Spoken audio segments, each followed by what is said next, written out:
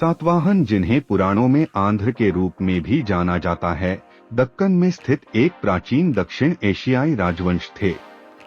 अधिकांश आधुनिक विद्वानों का मानना है कि सातवाहन शासन दूसरी शताब्दी ईसा पूर्व के अंत में शुरू हुआ और तीसरी शताब्दी सी की शुरुआत तक चला।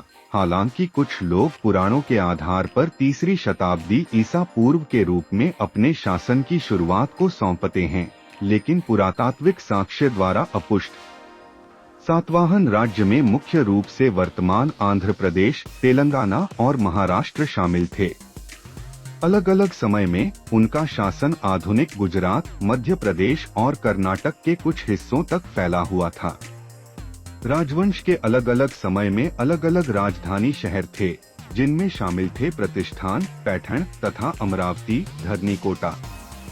वंश की उत्पत्ति अनिश्चित है, लेकिन पुराणों के अनुसार उनके पहले राजा ने कण्व वंश को उखाड़ फेंका।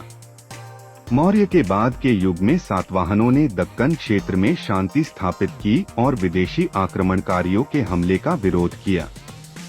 विशेष रूप से शक पश्चिमी क्षत्रपों के साथ उनके संघर्ष लंबे समय तक चले।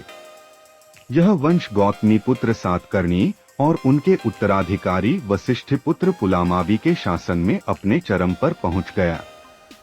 राज्य तीसरी शताब्दी सी की शुरुआत तक छोटे राज्यों में विभाजित हो गया। सातवाहन अपने शासकों की छवियों के साथ प्रभावित भारतीय राज्य सिक्के के शुरुआती जारीकर्ता थे।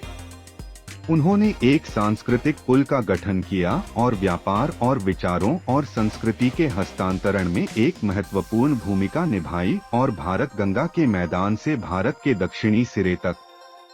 उन्होंने हिंदू धर्म के साथ साथ बौद्ध धर्म का भी समर्थन किया और प्राकृत साहित्य को संरक्षण दिया।